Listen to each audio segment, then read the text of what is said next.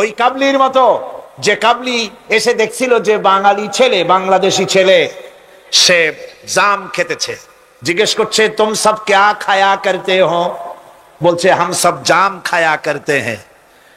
काबली बोलते हम खा सकते हैं, क्यों नहीं, जरूर तशरीफ लाइए दरख्त पर और मजे से खाइए, আসেন গাছে ওঠেন জমের খাওয়া খান। কাবলি উঠছে, এখন ও তো আর বোঝে না যে কোনটা ভালো লাগবে, কাঁচা পাকা যা পায় তাই খায়, মুখ গেছে কষে ভরিয়া, কয় এত মজা লাগে না, মজা লাগবে কোনটা, কেমনে কি তোমরা খাও কেমন? ছেলে বলতেছে দেখো কালা কালা যেগুলি আছে ওইগুলো খাও, এগুলি হলো মজা। সে তখন কালো কালো খাচ্ছে, ওই কালো জামের উপরে বসা ছিল কালো ভ্রমর। আপনারা কি কন? ভ্রমর, ভ্রমর, এই ভ্রমর বসা আছে জামের উপর। কাবলি তো আর বোঝে টোঝে না, ভোমরা শুদ্ধা ধরছে, কাবলির হাতের মধ্যে ভ্রমর পড়ছে। এখন কাবলির হাত তো বোঝেন সাগর কলার মতো আঙ্গুল, ওর ভিতরে ভ্রমর পড়ে ভোঁ ভোঁ করছে। काबली बोलছে भों करो भां करो छोड़ेगा नहीं, काले काले जितने पाएंगे सब खा छोड़ेंगे। কালো পাইলেই হইছে। সুতরাং ইসলাম বিরোধীরা যদি সুযোগ পেয়ে যায়, দেওবন্দি মাদ্রাসায় কে পাশ করেছো, পটিয়াকে, হাটাজারিকে, ফুরফুরাকে, সরসিনাকে, দেওবন্দিকে, আলিয়াকে দেখা হবে না, পাইকারি ধরে দাড়ি টুপি ধরে ধরে হত্যা করা হবে।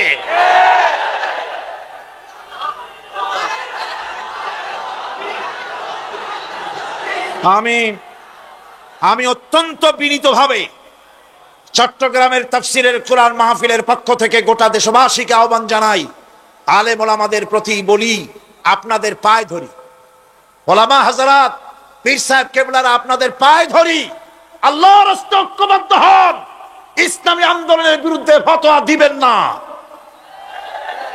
এটি আত্মঘাতী কাজ, নিজেদের সর্বনাশ নিজেরা করছেন, নিজেদের পায়ে নিজেরা কুড়াল মারতেছে। এরপরে আমি যুবকদের জন্য বলবো, যুবকরা তোমরা যারা মাহফিলে এসেছো, মাহফিলে যুবকরাই বেশি আসে আলহামদুলিল্লাহ। এই জন্য মাহফিলে ঠেকাবার, লোক ঠেকাবার জন্য কত যে চেষ্টা, তাদের চেষ্টার কোনো অবধি নাই। এই আমি আমার বিরুদ্ধে 1989-90 দুইটা বছর যা জ্বালানো হয়েছে, যেখানে যাই, আমি যাওয়ার আগেই হযরত হরতাল শরীফ আইসে হাজির, 144 ধারা হাজির। তো মাবুদের মেহেরবানি, জনগণ কোরআনের পাগল, বাংলাদেশের জনগণ যেখানে 144 দিয়েছে সরকার, জনগণ সেখানে 288 বানায় দিছে। এক পত্রিকায় দেখলাম সেখানে লিখেছে হরতালও সফল, তাফসিরও সফল। তা আবার কেমনে? তারপরে দেখলাম উনি নিজেই লিখছেন, তিনি আবার এখনকার সরকারের একজন মন্ত্রীও, প্রতিমন্ত্রী। তিনি লিখছেন সেখানে যে সাইদি যেখানে যায় হরতালের ডাক দেওয়া হয়। তো হরতালের ডাক দেওয়া হলো পরে স্কুল বন্ধ, কলেজ বন্ধ, মাদ্রাসা বন্ধ, দোকানপাট বন্ধ, কারখানা বন্ধ, সন্ধ্যার দিকে কারো কোনো কাজ নাই, সব তাফসিরে হাজির। তো দুটোই সফল হলো। কোরআনের পাগল থেকে, কোরআনের পাগলদেরকে কোরআন থেকে বঞ্চিত করা, দূরে রাখা ওদের সবচাইতে বড় ভয়। বুড়ারা ওরাই যাবে মাহফিলে, যুবকরা যায় কেন? ওদের চিন্তা যে আমাদের পুকুরের জিয়ানো মাছগুলি সব তো নিয়ে গেল, ঠেকাইতে পারবে না। এই যুবকদের শরীরের ভিতরে রক্ত কার? না না, আল্লাহর রক্ত না, আন্দাজে কথা কইেন না। এই যুবকদের মধ্যে রক্ত হিন্দুর রক্ত নাই, সূর্য সেনের এক ফোঁটা রক্ত নাই, রবীন্দ্রনাথের রক্ত নাই। এ কোটি কোটি মুসলমান যুবকের ভেতরে রয়েছে শাহ মখদুম, শাহ আমানতের রক্ত, হাজী শরিয়তুল্লাহর রক্ত রয়েছে, হাজী নিসারউদ্দিনের রক্ত, তিতুমীরের রক্ত রয়েছে।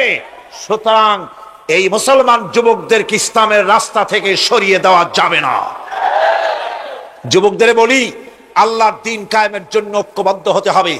বাংলাদেশ আল্লাহর জমিন, কোরআনের আইন এখানে প্রতিষ্ঠার জন্য যুবকদের বলি, ইসলাম শেখো, কোরআন শেখো, চরিত্র বানাও। When character is lost, everything is lost.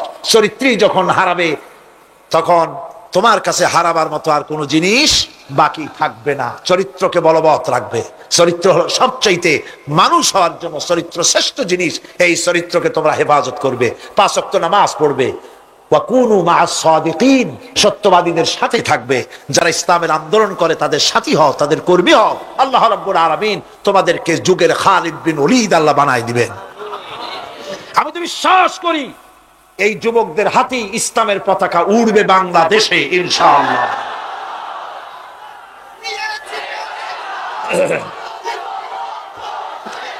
এই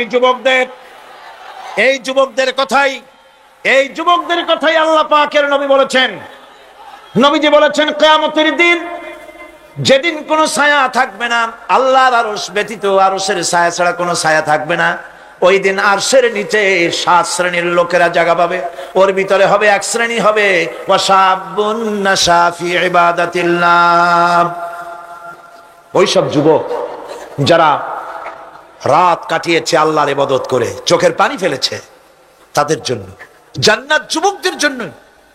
আমি আগেও বলেছি, বুড়োরা কেউ ভেস্তে যাবে না, চিন্তা করে কোনো লাভ নাই। কালো মানুষ আর বুড়া মানুষ ভেস্তে যাবে না, কোন মৌলভী সাহেবের ফতোয়া নয়, স্বয়ং রাসূলুল্লাহ বলছেন। এখন তো বুড়া মানুষেরা মহা মুসিবতে পড়ছেন, আমিও আপনাদের দলে, চিন্তার কারণ নাই। রাসূলুল্লাহ বলেছেন, বুড়া কালো মানুষ কান্দো না, কান্দার কোনো দরকার নাই। তুমি যখন ভেস্তে যাবে তুমি বুড়া থাকবে না, আল্লাহ জওয়ান বানাই দিবেন। কালো মানুষ কালো থাকবে না, জান্নাতে যাওয়ার সময় আল্লাহ পাক পূর্ণিমার চাঁদের চাইতেও সুন্দর বানাই দিবেন। সুতরাং যুবকেরা, বেহেশত তোমাদের জন্য, এই বেহেশতের জন্য তৈরি হও, জান্নাতে যাওয়ার জন্য তৈরি হও। এই দুনিয়ার নারী বাড়ি গাড়ি তুচ্ছ আল্লাহর জান্নাতের সামনে। সাহাবায়ে কেরাম জীবন দিয়েছেন জান্নাতের আশায়।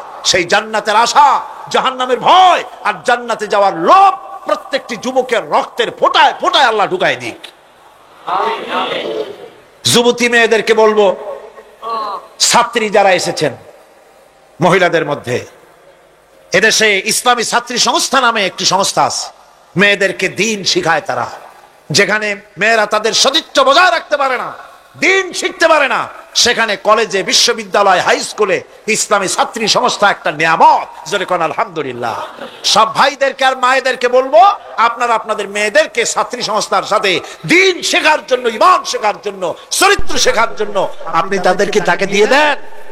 1 বছর 6 মাস পরে ওই মেয়েকে দেখলে আপনার চোখ ঠান্ডা হয়ে যাবে। আলহামদুলিল্লাহ, দিনদার হবে, নামাজি হবে, পরেশগার হবে। এরপরে যুবকদের কথা বললাম, যুবতী মেয়েদের কথা বললাম, এখন বলবো আমি সরকারি অফিসারদের কথা।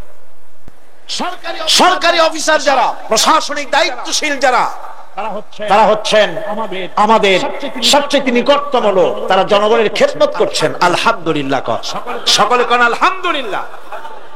আমি দোয়া করি তাফসীরের মাহফিলের পক্ষ থেকে সরকারি অফিসার যারা, ম্যাজিস্ট্রেট আছেন, জজ আছেন, ডিসি আছেন, এনডিসি আছেন, এডিসি আছেন, টিএনও আছেন, সর্বস্তরের সচিব থেকে শুরু করে দারোগা পর্যন্ত সর্বস্তরের প্রশাসনিক দায়িত্বশীল ব্যক্তিবর্গকে আল্লাহ রাব্বুল আলামিন ঈমানী যোগ্যতার সাথে সরকারি দায়িত্ব পালনের তৌফিক দিন। তবে একটা কথা বলবো, আপনি যে দায়িত্বে আছেন, আপনি সরকারকে খুশি করার জন্য অবৈধ কাজে লিপ্ত হবেন না। আপনার বিবেক যদি বাধা দেয়, বিবেককে ফাঁকি দিয়ে অন্যায় কাজে হাত দিবেন না। এক শ্রেণীর লোক আছে, যে সরকার আছে সেই সরকার কি বলে আপনার জন্য আমরা তো অপেক্ষা করতেছিলাম। এরা হলো বীরবলের মতো। সম্রাট আকবরের নাম মনে আছে আপনাদের? তার কত রত্ন ছিল দেখছেন? কেউ কয় 5 রত্ন, কেউ কয় 6 রত্ন। ইতিহাস ভুলবেন না, ইতিহাস মনে রেখে। নবরত্নের এক রত্ন ছিল, নাম হলো বীরবল। সম্রাট বাজারে গিয়েছে, তরকারি দেখতে গিয়ে বেগুন চোখে পড়েছে।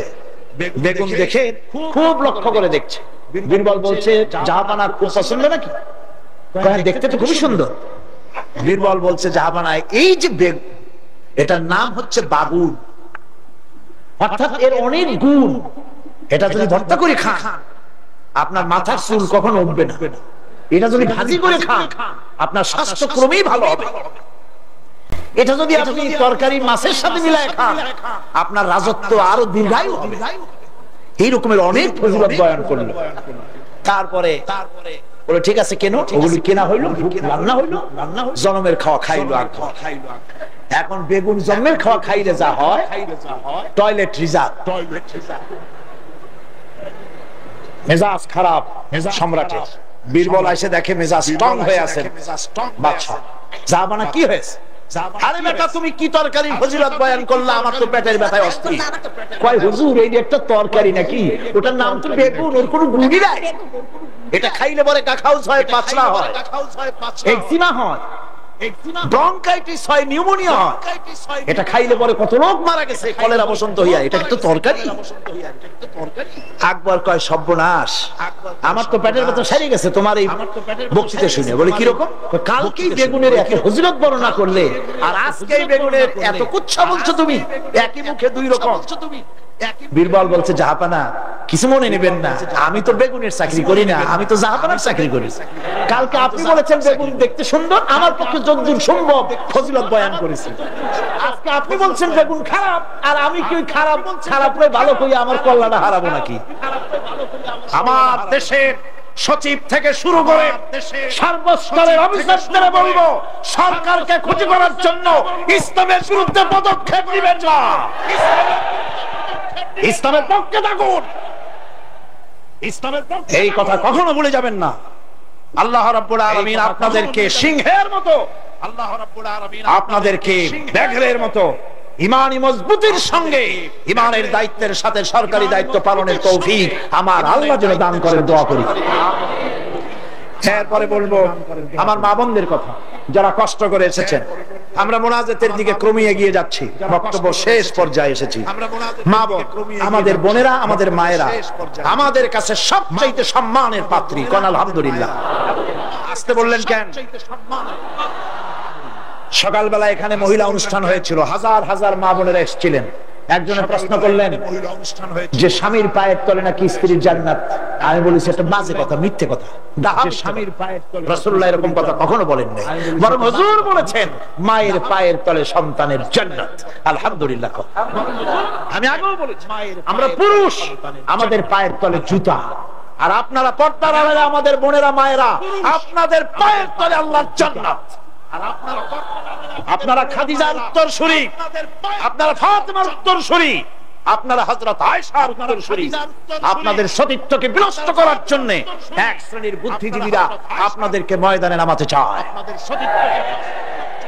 ইসলাম আপনাদেরকে অধিকার দিয়েছে, এত বড় অধিকার কেউ দেয়নি। আমি সব সময় বলি, মায়েরা বোনেরা আমার দেশের মুসলিম মহিলারা যদি জানতেন ইসলাম তাদেরকে কি মর্যাদা দিয়েছে, এটা যদি তারা জানতেন, তাহলে ইসলামের দেওয়া অধিকারটা পাওয়ার জন্য তারা রাস্তায় নেমে মিছিল করতেন যে শুধু ইসলাম আমাদের যে মর্যাদা দিয়েছে সেইটা ফিরায় দাও, আর কিচ্ছু চাই না, ওইটাই ফেরত দাও।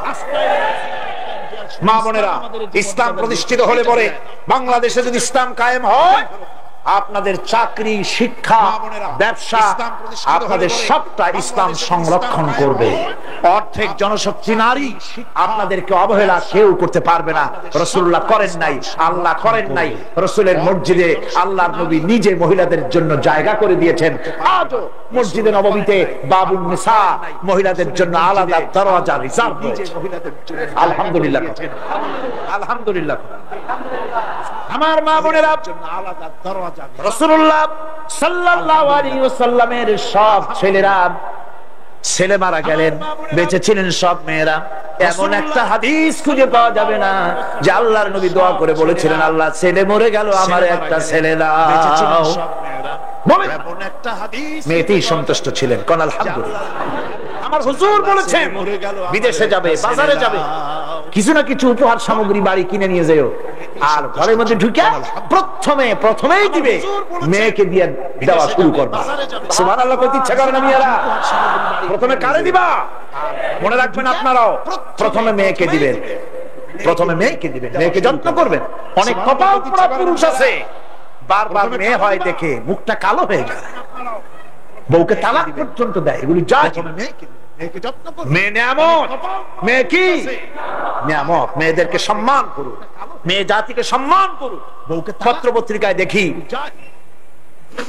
স্কুল যখন ছুটি হবে, girls school, girls high school, girls college ছুটি হবে যখন, বা ক্লাস শুরু হবে যখন, রাস্তার পাশে এক শ্রেণীর বখাটে ছেলেরা গিয়ে দাঁড়ায় থাকে, শীষ দেয়, বাজে কথা বলে। আশ্চর্য কথা, তুমি কি তোমার এক মায়ের পেটে আসনি? তোমার মা নাই, তোমার বোন নাই, তুমি অন্য মেয়েদের দিকে তাকায়া তাকে উত্ত্যক্ত করো, তোমার লজ্জা করে না?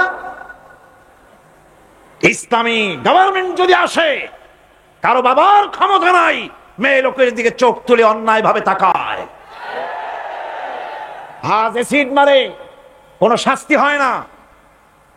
ইসলামী গভর্নমেন্ট আসলে পরে এসিড মারা তো দূরের কথা, শীষ কেউ দিতে পারবে না, উত্ত্যক্ত করতে পারবে না। মা বোনেরা, আপনাদের অস্তিত্বের জন্য, আপনাদের সতীত্বের জন্য, আপনাদের অধিকার প্রতিষ্ঠার জন্য ইসলামের চাইতে গ্যারান্টি আর কোথাও নাই। সবটা গ্যারান্টি কোথায় আছে? ইসলাম। সুতরাং সমস্ত পুরুষদের বলবো, নারী জাতিকে সম্মান করার জন্য। নারী জাতিকে আল্লাহ পাক সম্মান দিয়েছেন, রাসূল করিম সাল্লাল্লাহু আলাইহি ওয়াসাল্লাম সম্মান দিয়েছেন। আল্লাহর নবী বলেছেন, নবীজির কাছে প্রশ্ন হয়েছে, খেদমত করব কার? হুজুর বলেন, তোমার মায়ের। তারপরে কার? তোমার মায়ের। তারপরে কার? তোমার মায়ের। তারপরে কার? তোমার পিতার। আল্লাহর নবী মায়ের বাপের চাইতে মায়ের মর্যাদা 3 গুণ বাড়াইয়া দিলেন। সে যে মাই হোক, আপন মা হোক আর সৎ মা হোক, মায়ের মামাই। মা যদি নামাজ না পড়ে, রোজা না রাখে, চরিত্র যদি খারাপ হয়, মাকে চোখ রাঙাইয়া কথা বলা যাবে না। সুবহানাল্লাহ কোন? চোখ রাঙায় কথা বলা যাবে না, ধমক দেওয়া যাবে না, সেনসিটিভ পয়েন্ট। বুখারী শরীফের হাদিস, মা বাপ খুশি, আল্লাহ খুশি। মা বাপ নারাজ, আল্লাহ নারাজ। মা বাপকে অসন্তুষ্ট করে বেহেশতে যেতে পারবেন না। মা বাপকে খুশি করেন, মাকে সম্মান করুন, মহব্বত করুন। আল্লাহ শিখাই দিয়েছেন। মা বাপ এমন সেনসিটিভ পয়েন্ট যে ব্যবহারটা আল্লাহ শিখাইছেন। কে শিখাইছেন? আল্লাহ রাব্বুল আলামিন বলেন, وَقُلْ لَهُمَا قَوْلًا كَرِيمًا। মা বাবার সঙ্গে সম্মানজনক কথা বলো, খবরদার বেয়াদবি করবে না। আর মা বাপের জন্য, তাদের জন্য আমি আল্লাহ রাব্বুল আলামিনের কাছে দোয়া করো, রব্বিরহামহুমা কামা রাব্বায়ানি সাগীরা। পড়েন সবাই, রব্বিরহামহুমা কামা রাব্বায়ানি সাগীরা। আল্লাহ রাব্বুল আলামিন শিখাই দিলেন, বান্দারে তোর মা বাপের জন্য আমার কাছে দোয়া কর, আয় আল্লাহ আমার মা বাপ যেমন ছোট্টবেলায় আমাকে স্নেহের কোলে লালন পালন করেছে, মাবুদ গো আমার মা বাপকে তোমার রহমতের কোলে লালন পালন করো। আল্লাহ শিখাই দিচ্ছে। হাদিস শরীফ এসেছে, হুজুর বসে আছেন মসজিদে নববীতে, সাহাবায়ে কেরাম বসা। এক বৃদ্ধা মহিলা প্রবেশ করেছেন মসজিদে, হুজুর তাকে দেখে দাঁড়ায় গেলেন। মহিলা আসার পর নবীজি নিজের গায়ের চাদর বিছিয়ে দিলেন। মহিলা চলে যাওয়ার পর সাহাবায়ে কেরাম জিজ্ঞেস করলেন, হুজুর একজন সাধারণ মেয়ে লোকের জন্য হুজুর নিজের চাদর বিছাইলেন, বুঝলাম না ফজিলত কি, চিনলাম না মেয়ে লোকটাকে। হুজুর বলেন, সাহাবীরা চাদর তো ভালো, হক তো আদায় করতে পারি নাই, চিনতে পারো নাই, তোমরা বুঝতে পারো নাই। আমি দুনিয়া আসার পর আমার মায়ের দুধ আমার কিসমতে তেমন হয় নাই, আমি আমার মায়ের যত্ন তেমন পাই নাই, স্নেহ আদর তেমন পাই নাই। যার বুকের দুধ খাইয়া, যার কোলে কাখে চড়ে আমি বড় হয়েছি, ইনি আমার সেই দুধ মা হযরতে হালিমাতুস সাদিয়া। বন্ধুরা, মা যদি বেঁচে থাকে, রাত্রে বাড়ি গিয়ে পায়ে ধরুন, বলেন মা অন্যায় করেছি, জীবনে বহু বেয়াদবি করেছি, আমারে মাফ করে দাও। বিশ্বাস করুন, মা বাপের যদি খেদমত করেন, মা বাপ যদি রাজি থাকে, রিজকে, খাদ্যে, টাকায়, ইজ্জতে জীবনেও কষ্ট হবে না। মা বাপের খেদমত করুন, মা বাপকে ভালোবাসুন, শ্রদ্ধা করুন। আমার মায়ের, আমার বোনের, আপনারা যারা আসছেন, আপনারা আমাদের সম্মানের পাত্রী। ইসলাম আপনাদের কত অধিকার দিয়েছে প্রতি বছর বলেছি, আজ আর লম্বা কথা বলতে চাই না, শুধু বলি পর্দায় থাকুন, পর্দায় থাকুন, আপনার সম্মান আপনি রক্ষা করুন, পর্দায় চলাফেরা করুন, সন্তানদেরকে মানুষ করুন, তাদেরকে ইসলামী রাস্তায় চালান। মা বোনদের ব্যাপারে এই আরজ করছি, ঘরে ঘরে ইসলামের দুর্গ বানান, আপনার সন্তানদেরকে ইসলামের রাস্তায় আনেন, স্বামীকে নামাজি বানান, চরিত্রবান বানান, দিনদার বানান। এরপরে সব শেষে দেশের আইনজীবী, সাহিত্যিক, বুদ্ধিজীবী, সাংবাদিক, তাদের ব্যাপারে বলতে চাই, আপনারা জাতির বিবেক, আপনারা জাতির জন্য অনেক কিছু করতে পারেন। সাহিত্যিকরা, কবিরা, বুদ্ধিজীবীরা, সাংবাদিকরা অনেক অবদান রাখতে পারেন। আপনার একটা বেকায়দার খবর দেশের মধ্যে চাঞ্চল্যের সৃষ্টি করে দিতে পারে, আবার একটা ভালো খবর দেশের মধ্যে আমন আমান পয়দা করে দিতে পারে। ঠিক কিনা? ঠিক কিনা? সুতরাং সাংবাদিক বৃন্দ, আপনারা সম্মানের পাত্র, আপনারা নিজেদের সম্মানকে রক্ষা করে চলবেন। হলুদ সাংবাদিকতার পেছনে দৌড়াবেন না। প্রত্যেকটি কথা এবং কাজের জন্য আল্লাহর কাছে জবাবদিহি করতে হবে, এ কথা যেন সাংবাদিকদের মনে থাকে। আল্লাহকে ভয় করুন, আল্লাহকে ভয় করুন। আল্লাহকে ভয় করে সাংবাদিকতার মহান পেশায় নিয়োজিত থাকুন। হক কথা লিখবেন, জীবনের বিনিময় হক কথা বলবেনই। অন্যায়কে প্রশ্রয় দিবেন না, সত্যকে ঢেকে রাখবেন না, তাহলে কিয়ামতে আল্লাহর কাছে জবাবদিহি করতে হবে। আইনজীবী, বুদ্ধিজীবী, সম্মানের পাত্র আপনারা। আপনারা দেশের জন্য, জাতির জন্য কল্যাণজনক কিছু রেখে যাওয়ার জন্য চেষ্টা করুন। সব শেষ কথা সেটা হলো এই পৃথিবীর কাছে আমরা অনেক ঋণী। এই পৃথিবীর কাছেও আমরা অনেক ঋণী। এই পৃথিবীতে পৃথিবীর ফল খাই, ভাত খাই, মাছ খাই, পনির খাই, তরকারি খাই, দুধ খাই, গোশ খাই, এই পৃথিবী থেকে উৎপাদিত। সুতরাং এই পৃথিবীর কাছেও আমরা ঋণী আছি। মূল ঋণী তো আল্লাহর কাছে। মূল ঋণী কার কাছে? আল্লাহ পাকের কাছে। তবে পৃথিবীর কাছে একটু ঋণী আমরা আছি, সেই ঋণ পরিশোধ করতে হবে। সেই ঋণটা কিভাবে পরিশোধ করবেন? সেই ঋণটা পরিশোধের একটাই পথ, আপনার চাইতে আপনি একজন ভালো নাগরিক আপনার সন্তানদের মধ্য থেকে তৈরি করে যান। একজন দিনদার, ইমানদার মুসলমান সন্তান, সন্ততি, ছেলে মেয়ে তৈরি করে যান। তাদেরকে দিনদার বানান, নামাজি বানান, চরিত্রবান বানান। আল্লাহ পাক যেন সকলকে তৌফিক দেন। শেষে একটা ওয়াদা করতে চাই, আপনাদের কাছে একটা দাবি করতে চাই। আমার দাবি তো আপনারা মনে হয় ফেলবেন না। ফেলবেন নাকি? আপনাদের জানা আছে অযৌক্তিক দাবি আমি করব না। সে দাবিটা হচ্ছে, বহুত মুসলমান আছে শবে বরাতে সারা রাত জাগে, কিন্তু ফজরের নামাজ পড়ে না। আছে কিনা? আজকের মাহফিলে দোয়া কবুল হবে আশা করে অনেক বেনামাজিও আসছেন, নামাজ পড়েন না। 5 ওয়াক্ত নামাজকে সঠিকভাবে পড়তে হবে। রাজি আছেন? নামাজের ব্যাপারে গত বছর প্রায় 2 ঘন্টা ওয়াজ করেছিলাম, মনে আছে না? মনে না থাকলে ক্যাসেট আবার কিনে নেবেন, আবার কিনবেন, আবার শুনবেন। যেহেতু আমি কথা নিজের থেকে বলি না, কোরআনে কারীম থেকে বলার চেষ্টা করি। আমি আজকে ওয়াদা চাই, মুনাজাতের আগে জীবনে কোনোদিন ফরজ নামাজ, ফরজ রোজা, শরীয়তের ওজর ছাড়া ছাড়বো না। ওয়াদা করতে পারবেন? 2 হাত উঁচু করেন। মা বোনেরা আপনারাও আপনাদের পর্দার ভিতরে হাত উঁচু করে বলেন, ইয়া আল্লাহ। সকলে বলতে হবে, ইয়া আল্লাহ, তোমার নামে কসম করছি, যতদিন আমার মাথার কাছে মালাকুল মউত না আসতেছে, ততদিন পর্যন্ত ফরজ নামাজ, ফরজ রোজা, শরীয়তের ওজর ছাড়া ছেড়ে দেব না। ইয়া আল্লাহ, আমার এই শপথ মৃত্যু পর্যন্ত পালন করার তৌফিক আমাকে দান করো। আমিন ইয়া রাব্বাল আলামিন। দরুদ শরীফ পড়েন। আল্লাহুম্মা 10 এগুলো আপনি বলে দিন। জি জি জি, ঠিক আছে। আজকে এই মঞ্চে 10 জন ইসলাম কবুল করার জন্য হাজির হয়ে গেছেন।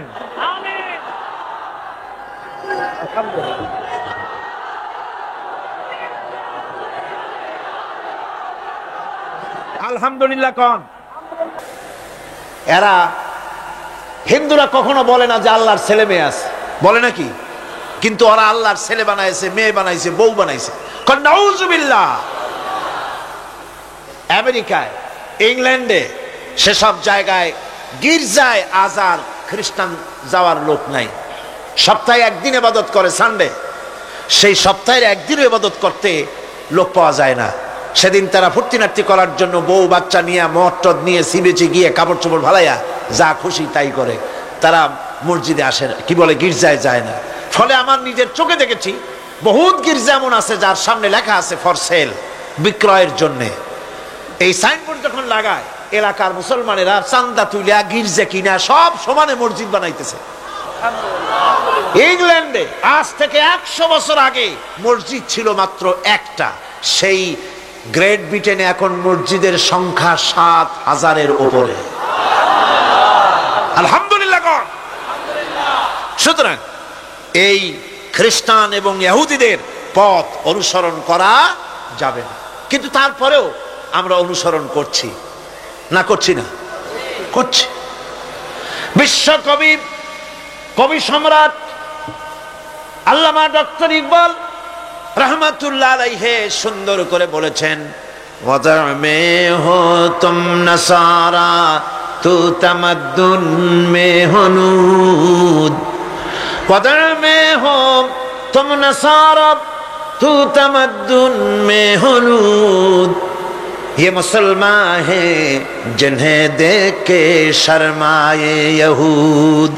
চাল চলনে হিন্দু তুমি, বেশভূষাতে খ্রিস্টান, মুসলমান এই যারে দেখে ইহুদ করে লজ্জা জ্ঞান। তুমি নাকি মুসলমান? কাপড় চোপড় দেখলে মনে হয় তুমি তো খ্রিস্টান, জামা কাপড় তোমার অবস্থা দেখলে মনে হয় তুমি খ্রিস্টান, তোমার ওঠা বসা বিয়ে শাদী সংস্কৃতি দেখলে মনে হয় তুমি হিন্দু, আর তোমার লেনদেন দেখলে ইহুদিরা পর্যন্ত তোমাকে ঘৃণা করে। কথা ঠিক কিনা?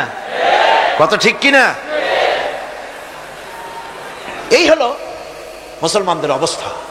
সুতরাং আল্লাহ পাক বলছেন ইহুদিদেরকে ছাড়তে হবে, খ্রিস্টানদের অনুকরণ ছাড়তে হবে। ইহুদি খ্রিস্টান সকলের অনুকরণ ছেড়ে দিয়ে নিয়ামত প্রাপ্ত ওই 4 শ্রেণীর লোকের অনুসরণ করতে হবে, তাহলেই খাঁটি মুসলমান হওয়া যাবে। কোন আলহামদুলিল্লাহ। এই হলো সূরা ফাতিহা, যা গত আজকের দিন সহ 5 দিন আমরা আলোচনা করলাম। কোন আলহামদুলিল্লাহ। এখন এই সূরা ফাতিহাকে আমি আপনাদের পকেটে উঠায় দিতে চাই, যাতে করে মনে থাকে। 5 দিনের অনেক কথা এক জায়গায় করে দিলে মনে করতে সুবিধা হবে, ঠিক কিনা? মনে রাখতে সুবিধা হবে। সূরা ফাতিহা আয়াত কয়টা? এই 7টি আয়াতের 7টি শিক্ষা আছে। সূরা ফাতিহার শিক্ষা 1, সকল প্রশংসা কেবলমাত্র আল্লাহ। হাদিস শরীফে এসেছে, ইদা মুদিহাল ফাসিকু ইহতাজ্জাতিল আরশ, যখন কোন ফাসিকের প্রশংসা করা হয়, যে ব্যক্তি নামাজ পড়ে না, রোজা করে না, দিন মানে না, ঈমান নাই, চরিত্র নাই, এমন লোককে যখন প্রশংসা করা হয়, আল্লাহ পাকের আরশ গোসায় থরথর করে কাঁপতে থাকে। সুতরাং সমস্ত প্রশংসা হবে কার? পার্লামেন্টে যখন বাজেট বক্তৃতা হলো, বাজেটের উপরে 39 ঘন্টা আলোচনার সুযোগ এলো। আমি দেখলাম প্রত্যেকেই আলোচনার সময় বলছেন, আমি স্মরণ করছি সহস্র বছরের অমুক, শ্রেষ্ঠ অমুক, আমার নেতা অমুক, এভাবে বলছে। প্রত্যেকেই দাঁড়িয়ে বলছে আমি স্মরণ করি অমুক আর তমুক। আমি খুব চিন্তায় পড়ে গেলাম, আহারে, পৃথিবীর 2য় বৃহত্তম মুসলিম দেশ, আমার আল্লাহর নাম উঠছে না। আমি সময় পেলাম 25 মিনিট। তথ্য মন্ত্রণালয়ের কলিজা তো পুঁটি মাছের মতো বড়, সেই জন্য আমার বক্তব্য তারা দেয় নাই। ওই 25 মিনিটে আমি যে আলোচনা করেছি, আমি প্রথম দাঁড়ায়া আমার তৃপ্তি, মনে হয় এই রকমের তৃপ্তি আমার কখনো নিকট বর্তমানে কোনোদিন হয়েছে কিনা আল্লাহই জানে। ওই দিন আমি যা তৃপ্তি পেয়েছি, আমি দাঁড়িয়ে বললাম নাহমাদু নুসাল্লি আলা হামদ সানা কুইয়া, তারপরে বললাম আমি স্মরণ করছি হৃদয়ের সবটুকুন আবেগ উজাড় করে, জীবনের সব শ্রদ্ধা একত্রিত করে আমি স্মরণ করছি। যখন বলছি দেখি 2 দিকের মানুষ হতচকিত হয়েছে, কার নাম কই? আমি বললাম আমি স্মরণ করছি বিশাল ওই আকাশের মালিক, বিস্তীর্ণ এই জমিনের মালিক, কুল কায়নাতের মালিক আমার আল্লাহ রাব্বুল আলামিনকে স্মরণ করছি।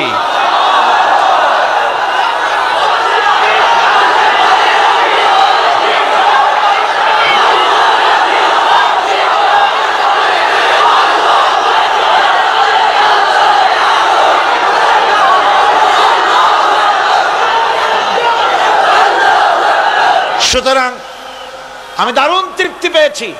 আপনাদেরকেও বলি, প্রশংসা হবে কেবলমাত্র আল্লাহ পাকের। প্রশংসা কার?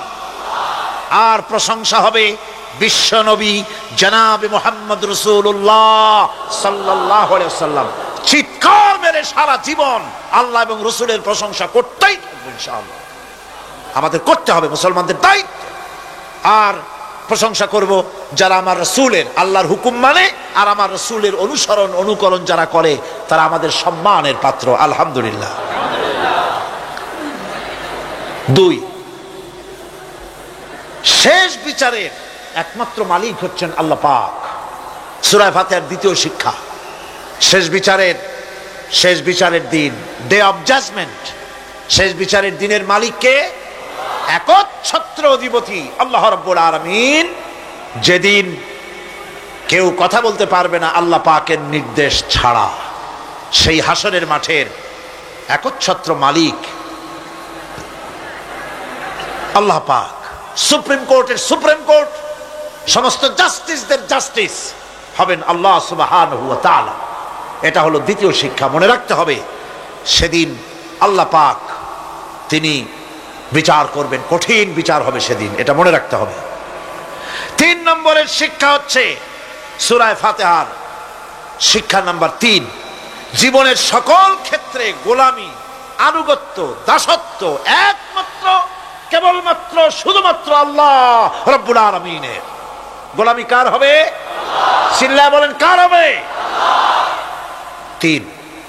4 নম্বরে সাহায্য চাইতে হবে কেবলমাত্র কার কাছে? আল্লাহ পাকের কাছে। 5, হেদায়েতের গ্রন্থ হিসাবে গ্রহণ করতে হবে আল্লাহ পাকের কোরআনে কারীমকে। 6, অনুসরণ করতে হবে কেবলমাত্র নবীজিন, সিদ্দিকিন, শুহাদা, সালেহিনদেরকে।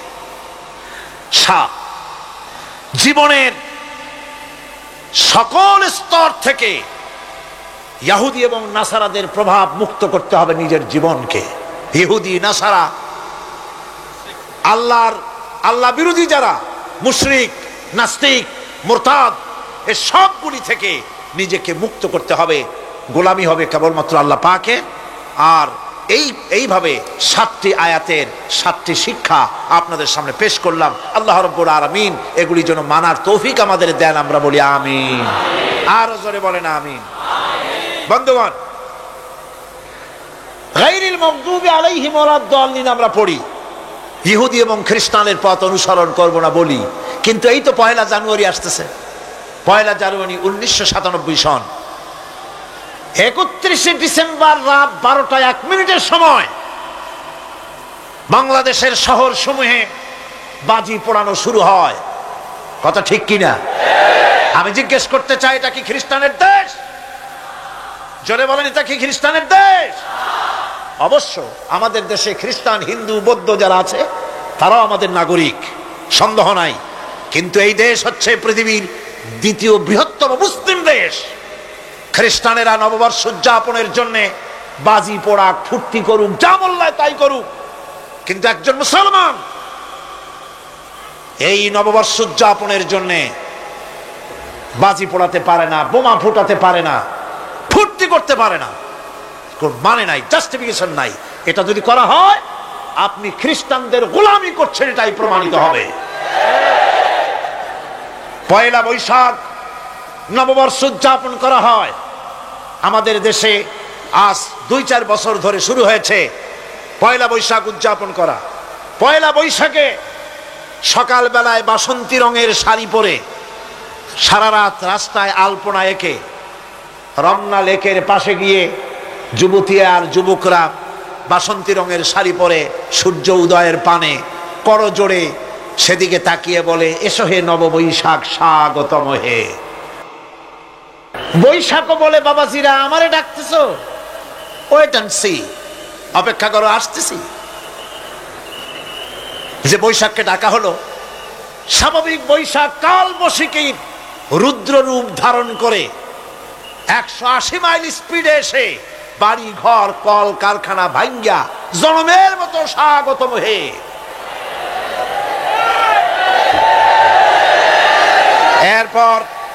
রাজনৈতিক নেতৃবৃন্দ এবং বুদ্ধিজীবী, ছাত্রছাত্রী, শিক্ষক, এক শ্রেণীর শিক্ষকবৃন্দ মঙ্গল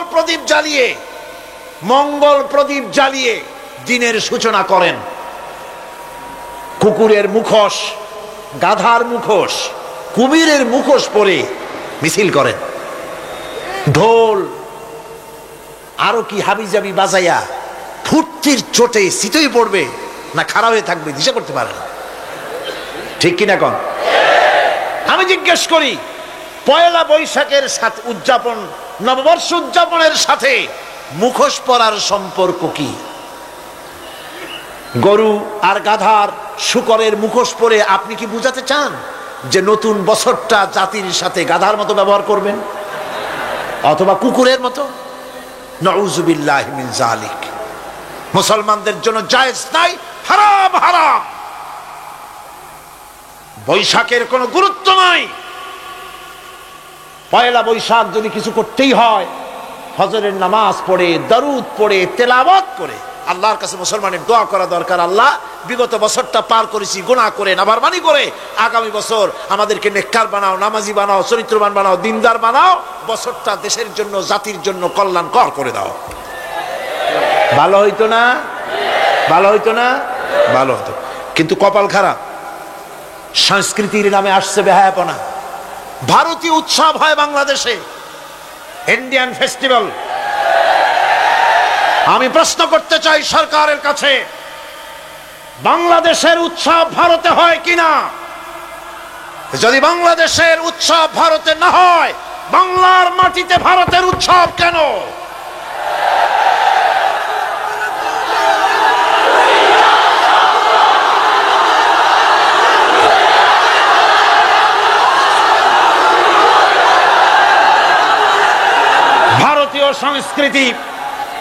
ভারতীয় সংস্কৃতি মুসলমানদের জন্য এইডসের চাইতেও মারাত্মক।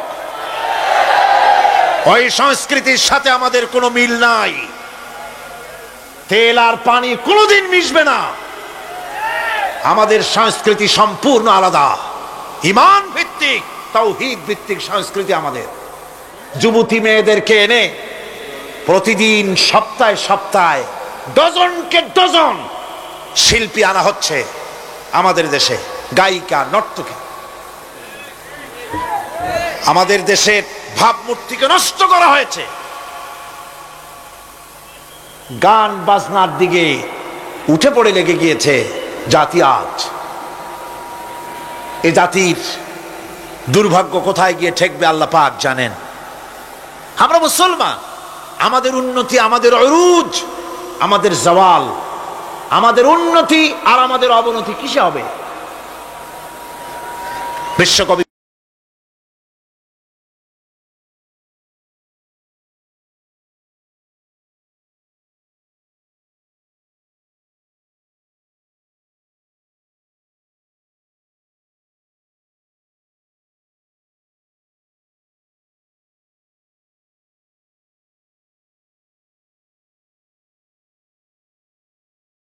আর উন্নতির ইতিহাস তোমারে শুনাই। এ জাতির হাতে যতদিন ছিল তরবারি, এ জাতির হাতে যতদিন ছিল কোরআন, গোটা পৃথিবী তার পায়ের উপরে চুমা খেয়েছে। আর যেদিন কোরআনের পরিবর্তে জাতির হাতে এসেছে তানপুরা, বেহালা, ঢোল, সারিন্দা, নারিন্দা, সারেগামা, পাদানিসা, তখনই কপাল পুড়েছে জাতির।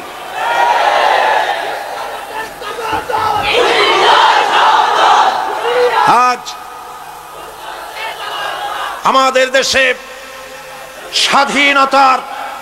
স্বাধীনতার রজত জয়ন্তী উদযাপন হয়েছে, শুধু গান আর গান, নাচ আর নাচ।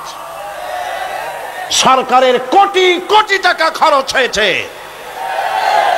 স্বাধীনতার জন্য তো উৎসব করবই। স্বাধীনতা থাকলে আমরা থাকব, স্বাধীনতা না থাকলে আমরা গোলাম হয়ে যাব, ঠিক কিনা? কিন্তু আমার পদ্ধতি আলাদা, আমার ইসলামের পদ্ধতি আলাদা। আমরা হিন্দুর মতো, খ্রিস্টানের মতো নাচতে পারি না, গাইতে পারি না, ঢোল বাজাতে পারি না। বিজয় এলে কি করবেন আল্লাহ শিখাই দিয়েছেন। কে শিখিয়েছে?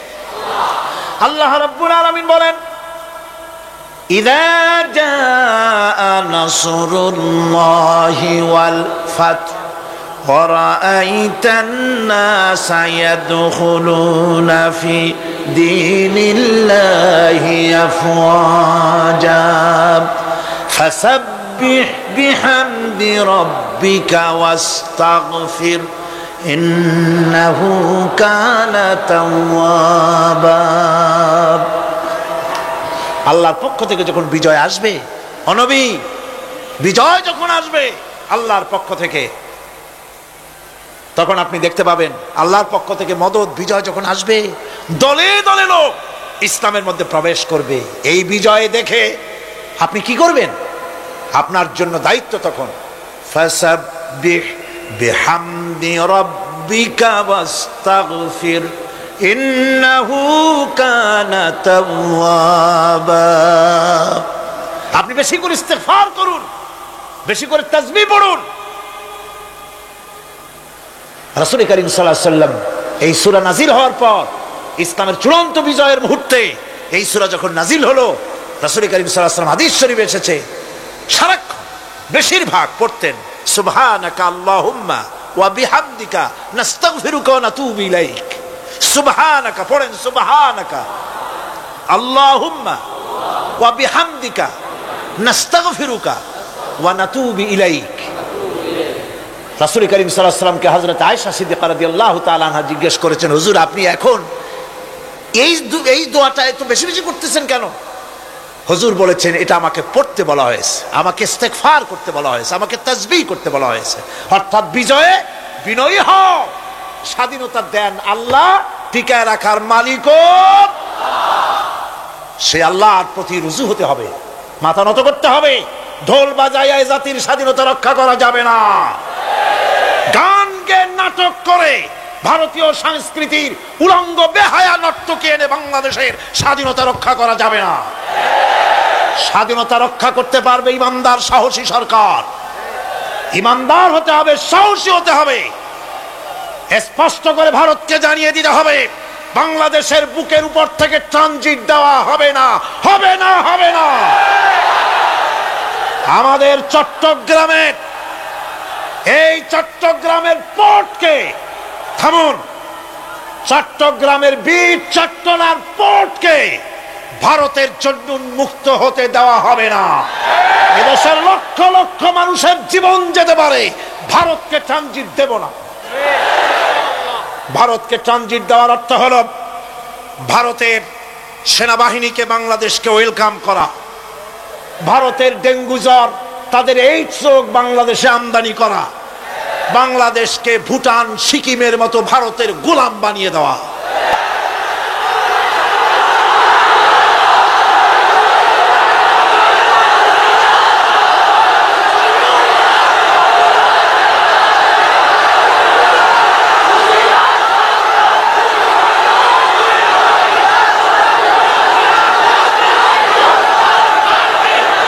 বন্ধুগণ, বন্ধুগণ, আমি বলতেছিলাম থামুন। গায়রিল মাগদুবি আলাইহিম ওয়ালাদ-দাল্লিন, খ্রিস্টান, ইহুদি, হিন্দু, মুশরিক কার অনুসরণ করব না। অনুসরণ করব কয় শ্রেণীর? 4 শ্রেণীর। নবীয়িন, সিদ্দিকিন, শুহাদা, সালেহিন। কোন আলহামদুলিল্লাহ। এরপর আমরা মুসলমান, কিন্তু আমাদের বিবাহ অনুষ্ঠান যখন হয়, এই বিবাহ অনুষ্ঠানগুলি আমরা কি মুসলমানদের মতো করি? জবাব চাই, করি? আপনারা যে হলুদ অনুষ্ঠান করেন, শরীয়তের কোন জায়গায় আছে? এই হলুদ অনুষ্ঠান হিন্দুদের কাছ থেকে আমদানি হয়েছে। একটা হলুদ অনুষ্ঠানে যা খরচ হয় তা দিয়ে 6টা বিয়ে করানো যায়। সুতরাং আজ থেকে তওবা করুন, আমরা আর হলুদ অনুষ্ঠান করব না। রাজি আছেন? রাজি আছেন? বিবাহের নামে অপসংস্কৃতির জায়গা আমরা করে দিতে পারি না। যৌতুক যেমন হারাম, গত মাহফিলে বলেছি, মনে আছে না? মনে আছে কিনা? যৌতুক যেমন হারাম। যৌতুক কি আপনারা নেবেন নাকি? মেয়েওয়ালাদের উপরে চাপ সৃষ্টি করবেন না, জায়েজ নাই। মেয়েওয়ালারা যদি ইচ্ছে করে কিছু দেয়, নিবেন। আমি তো আশা করেছিলাম যে সংসদ নেত্রী, প্রধানমন্ত্রী মহিলা, বিরোধী দলীয় নেত্রীও মহিলা, সুতরাং মহিলাদের উপরে তাদের দরদের খাতিরেই তারা যৌতুক বিল উত্থাপন করবেন, কিন্তু তারা করেন নাই। তাদের উচিত ছিল যৌতুককে ঝাঁটা মেরে বঙ্গোপসাগরে ফেলে দেওয়া, ওনারা তা করেন নাই। কিন্তু আমি ইনশাআল্লাহ সংসদে যৌতুক বিল জমা দেব ইনশাআল্লাহ। আমি একা অথবা আমরা তিনজন যাই হই, সংসদে আমি কখনো একাকিত্ব ফিল করি না, কারণ আল্লাহ রাব্বুল আলামিন আমার সাথে আছেন। এই যৌতুক বিরোধী বিল উত্থাপন করে যৌতুক বন্ধ করতে হবে। 2 নম্বরের কথা হচ্ছে মেয়েওয়ালারা তারাও আবার একটা খারাপ কাজ শুরু করেছেন, সেটা হলো বেশি পরিমাণের মহারানা চাপায় দেওয়া। মহারানা এটা শরীয়ত কোনো বাধ্যে টেন্দে দেয় নাই। ছেলেপক্ষ যদ্দূর দিতে পারে সেইটা মেয়েওয়ালাদের আন্দাজ থাকা উচিত। অহেতুক যৌতুক, অহেতুক মহারানা চাপায় দিবেন না। এটা একটি ট্র্যাডিশন হয়েছে। 5,55,515 টাকা 1 পয়সা, এটা বাজে কাজ। 11 লক্ষ, হ্যাঁ যদি ছেলেওয়ালা দেওয়ার মতো হয়, স্ত্রী দেন না, কোনো ক্ষতি নাই। আল্লাহ তো কোরআন শরীফে বলেছেন, তোমার বউরে যদি তুমি পাহাড় সমান সম্পদ দাও, কণা মাত্র ফিরায় নিও না। সুবহানাল্লাহ। আর মহারানার টাকাকে ফরজরূপী দায়িত্ব হিসাবে আদায় করে দাও।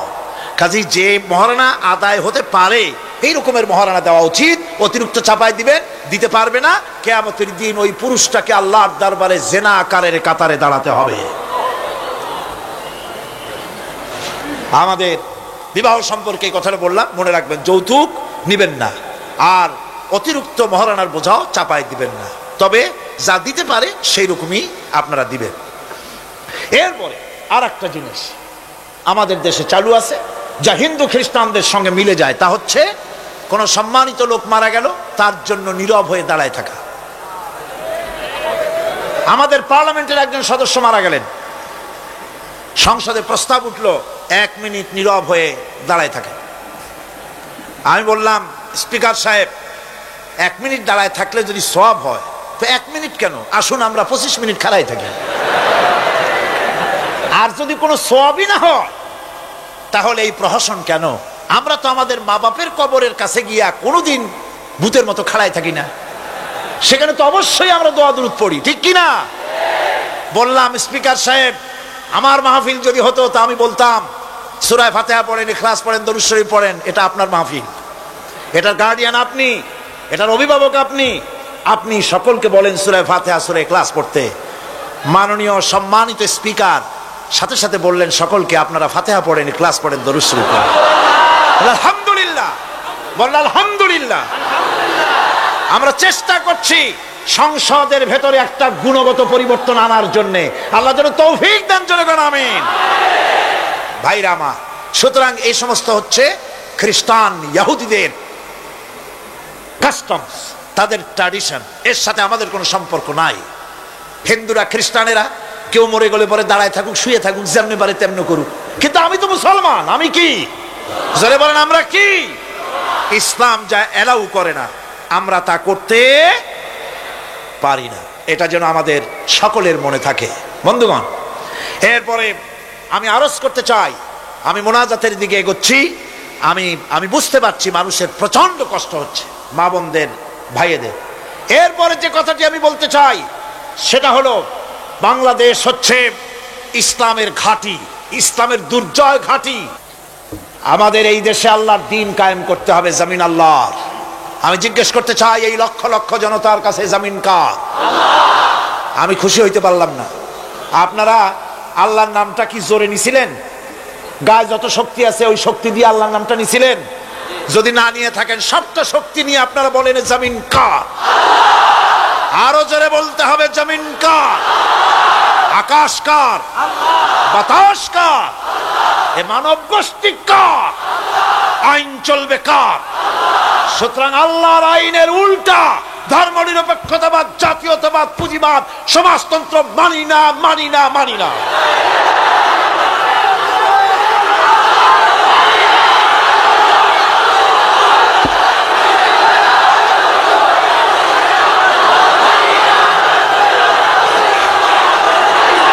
আল্লাহর এই জমিনে সরে যাও, আল্লাহর এই জমিনে প্রয়োজন হচ্ছে আল্লাহর দ্বীন প্রতিষ্ঠার জন্য ঐক্যবদ্ধ প্রচেষ্টা। এজন্য চাই ওলামা মাশায়েখদের ঐক্য। কি চাই? ওলামা মাশায়েখদের ঐক্য চাই। কথা ঠিক কিনা? কিন্তু আমাদের দেশের এক শ্রেণীর ওলামা আছেন, তাদের প্রতি